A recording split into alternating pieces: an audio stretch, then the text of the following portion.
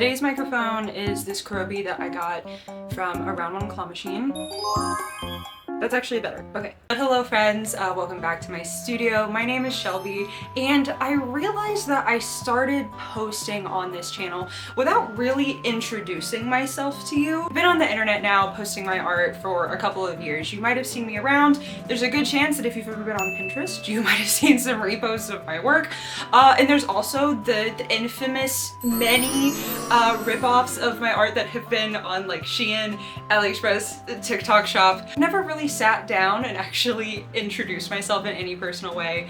So I went and I took some questions here on the YouTube community tab and over on my Instagram channel, and I'm just gonna sit here and get to know you a little bit, explain who the heck I am and what my art is.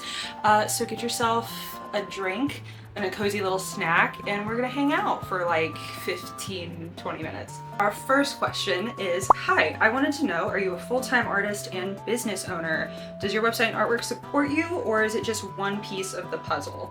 I also got a question over on Instagram that was asking about how often I do things like art markets, so I thought this all kind of went together. So I've been a full-time artist since 2020, which feels actually insane to say. I sort of describe it to people as wearing a lot of hats. Like, I do a lot of different jobs. I do run my online store, which is where I sell my art prints, my stickers, all of my goodies that I make in my little home office corner. I have done commissions. I still do lots of commissions. I've done like art clubs, Patreon stuff, consignment where like I sell my art in local businesses, shows if I'm lucky enough to be a part of them, pop-ups and festivals, and selling original work. It's sort of like I get paid through many different things a little bit, and then it builds up, and then hopefully I can pay my bills at the end of the month.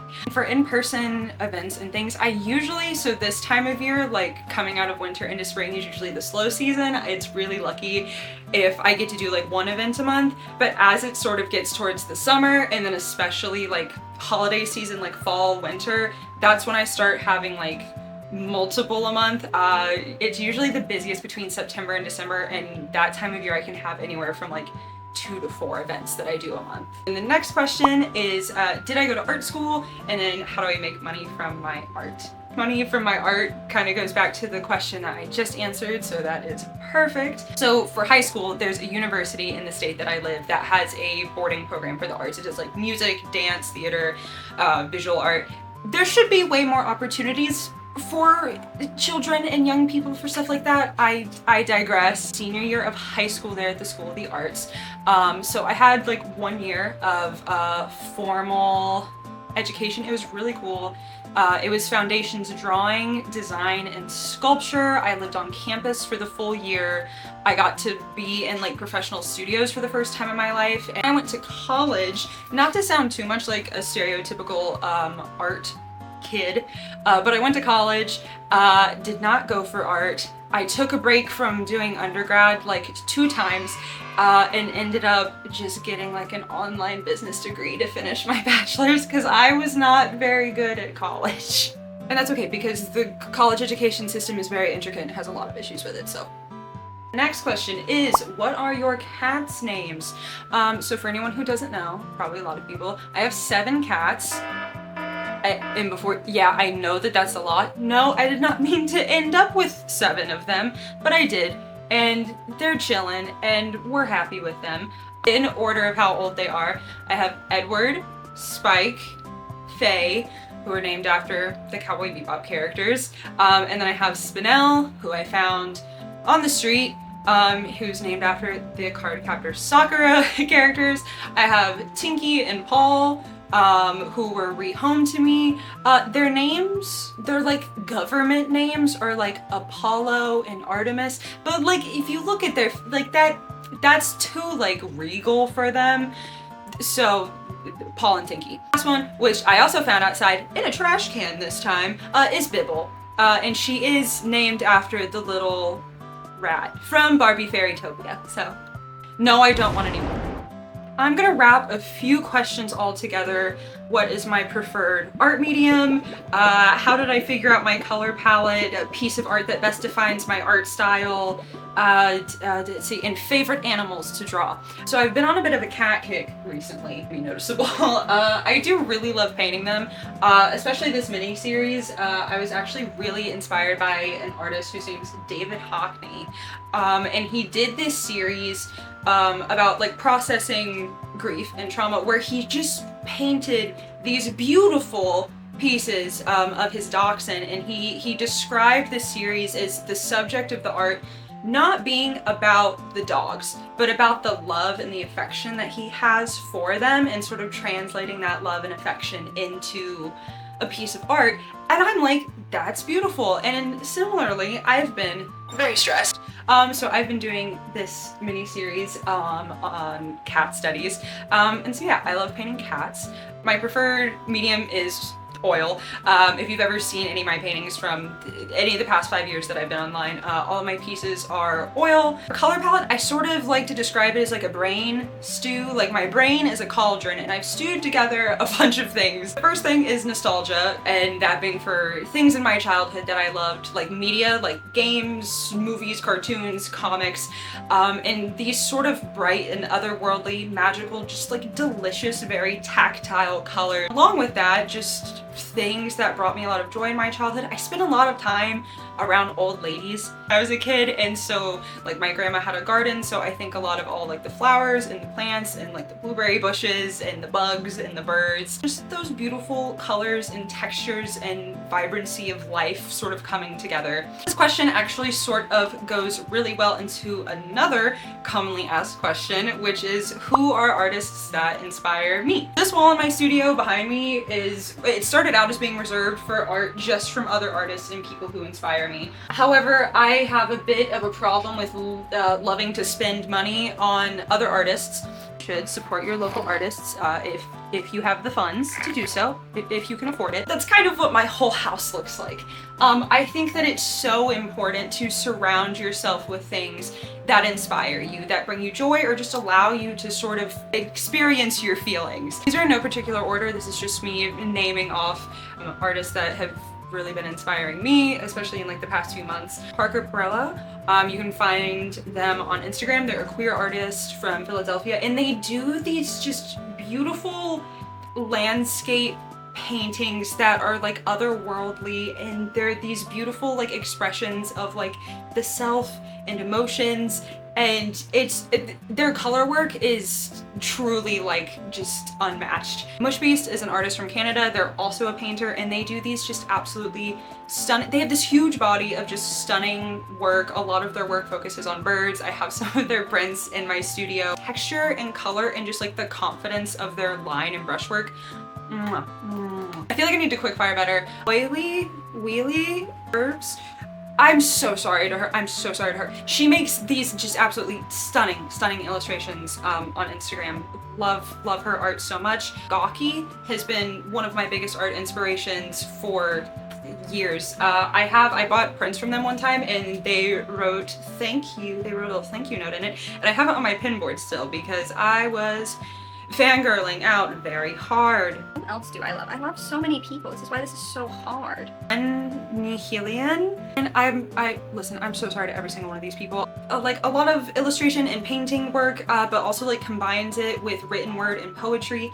Love it so much. Their colors are absolutely stunning. There's so many artists that I love. I could not possibly name all of them, but those were just a few that I've really just off the top of my head been enjoying recently. I missed this one earlier, which was a piece of art that best defines my style, or just like a favorite that I have right now. This piece that I did 2 years ago is still one of my favorites that I've ever made. The way that I was able to balance my colors and the way that the composition came together, my brushwork, is still just some of my favorite. I am one of those people that thinks that artists should hype up their own work. I'm not really into like the self-degradating thing and being like, yeah, I'm an artist, I'm okay. I'm like, no, I make good things and they're beautiful.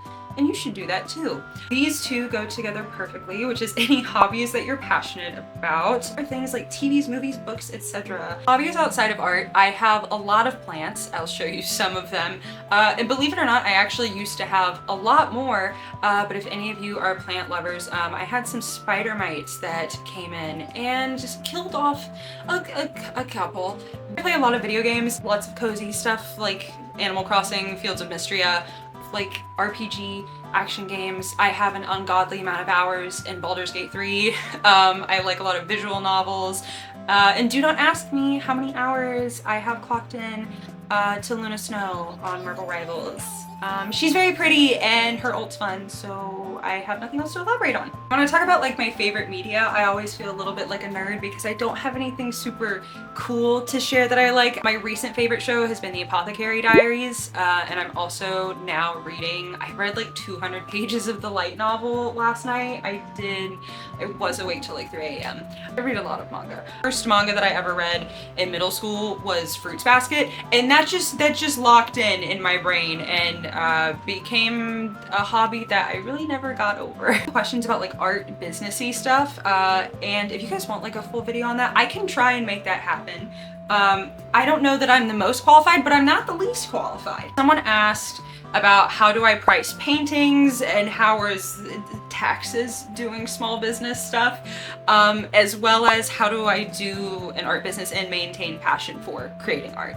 Pricing art should always be a combination of your labor, so the time that it takes you to do this task, the cost of your materials, and then also your experience. You have to spend 30 hours working on this, you had to spend $50 getting the materials to make this, and also you have 10 plus years of experience. You sort of take those things, mash them together, and end up with an end product. Some people do it different ways. Some people I know pay themselves by like, for painting, but we're gonna hold its hands. People I know price themselves by like square inch. So they're like, square inch equals $2. So a painting that's this many square inches is equal to this many dollars. I know that some people charge themselves by hour.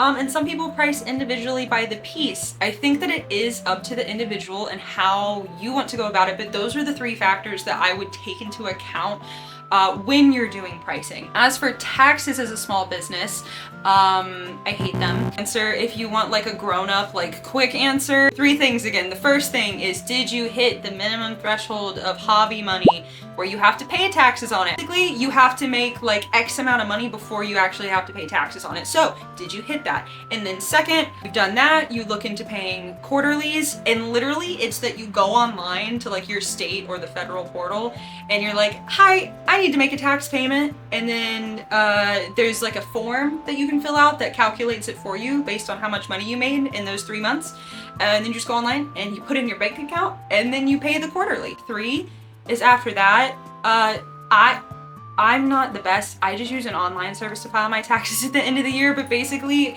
you just wait all your papers in the mail from anything that you need. You put all your papers in, you put in estimated small business tax payments that you made, and then they go, cool, you owe this much or you don't owe any, and then you pay it. I was really scared of it, and I'm not saying that taxes aren't still super stressful and hard and convoluted sometimes for no reason. It is much more doable, I feel, than I thought it was when I started. How do you maintain passion for making art while also like making it a job? I think that's a really valid point that people should talk about more. Actually, I know we were talking about hobbies earlier. I don't fully consider art to be a hobby. Sometimes still make things that are just completely unrelated to things I'm working on in my practice, things that are dumb, I don't want to sell them, I'm just enjoying them. Things in my sketchbook or silly little sketches like these, those things are just for me. Actually try to do a few things to keep that balance. The first thing is I make a lot of time for myself outside of art. So you spend time gardening and playing games and going on walks, spending time not doing that and giving my brain a little bit of a reprieve. I also think that it's important to talk about burnout. I know that I have been through it hard and a lot of other people have too, and you know, especially we exist, it's 2025, So pretty much being an artist now means also you exist on the internet, which is emotionally exhausting for anybody. Full of consumerism and the speed at which content is consumed and the lack of personability that there is now in the way that we're able to engage with each other, and the advertisements and the algorithms. It's a lot. It's a lot for people who are out there trying to share their creative work, and it's a lot for people who are just trying to hang out and talk to their friends. It's important to have nuanced conversations about burnout and how that can feel and how that can affect us and our ability to want to make things. I know that you've seen people who make content who are like, all right, every day I work in my sketchbook and then I go to my studio and I'm on my grind set, or just content that's like, here I am on my grind set. Do you want to make 6 figures? Get on your grind set. That's not realistic for most people. I don't talk enough about how a lot of artists have survival jobs, which is having other modes of work that you do to support your ability to do creative work. Also have real life. People have families, some people have kids, have health, people have things going on. So you have other jobs, you have your life, and then you have your creative work. I think that it's important to be realistic and to accept and accommodate burnout and know that it's okay to not be creating all the time. And I don't know, hot take, it's okay to not like making or not want to make art all the time, even if you are an artist. I've gone through periods where I just had no ability or interest in making art. I was so burnt out, I was so tired, I had no inspiration, and everything that I tried to make was just kind of sloppy. It's important to talk about because it's a realistic way to look at ourselves as human beings. And I think that that's a compassionate way to look at ourselves as human beings. Also, for the person that asked about doing taxes, I forgot to say that you can register online as a LLC, or not LLC, sole proprietor, probably, if you're just one person. You can do that online in like 10 minutes, and you can also register for a tax ID number in less than 10 minutes, and it's like free to do. It's super easy. If you don't, literally, hold on, how do I zoom in? Email me. I'll pretend to be like your older sibling and I'll tell you what to do. Market question, I forgot. They asked about tips that I have for selling at art markets, figuring out how to make good videos. But I have this video that I posted, and I show literally every single thing that I bring to art markets, from my display to taking payments and things that are just supplies that make it easier. So if you're interested in that, I have that here. General advice that I have is to look in your local community and what's accessible to you. Most that I drive out is about 3 hours. So basically I just kind of go all around my state. Look for not just events that are just art pop-up in a convention center, but also look for things that have artist alleys or makers markets. My best events that I did last year was the North Carolina Folk Festival, which is not an art event, but they had a makers market where they had just a ton of stuff. There was people selling clothes, there was people selling stuffed animals and like cooking stuff, just people that make things basically. And I had my own little booth there, very cute. And it was my best sales that I had made the whole year in an in-person event, just because there were so many people. And then my other biggest piece of advice, and I have social anxiety, so I get that this aspect is really hard, but it's important to remember at markets and shows, the most important thing is not, well, the most important thing is sales, so that like you can pay your rent. Really impactful thing is connecting to other people. So my best advice would be, you know, have business cards or some sort of card or the plaque with your information on it, and being willing to connect with people and talk to people about their art, talk to people about their lives. Literally, my favorite thing is I'll be in an event and there'll be like a 7-year-old that comes up to me and they just want to tell me about bugs because I painted a bug, and they really like praying mantises and they want to tell me about that. It's cool. You're making memorable environments for people. Had people tell me about their loved ones because a painting reminded me of them, personal stories with me, and I think that those are things that matter for building up your creative practice, your personality as an artist, but also growing your community. And those are ways that you can get invited to do shows and commissions and work with other people, and just have other people want to support your work. You're being open and sharing with them, and they want to give that back to you. I think that's all the questions that I had. I kind of made them into a little soup for you. If you enjoyed getting to know me and my art a little bit, I always feel kind of weird just talking about myself. All the questions, and I appreciate y'all for hanging out with me. I do for the next video like a little painting process thing, or maybe like going over the cat collection that I've just worked on. We'll see what happens. Hope that you're having a great day wherever you are, and I will see you soon. Bye.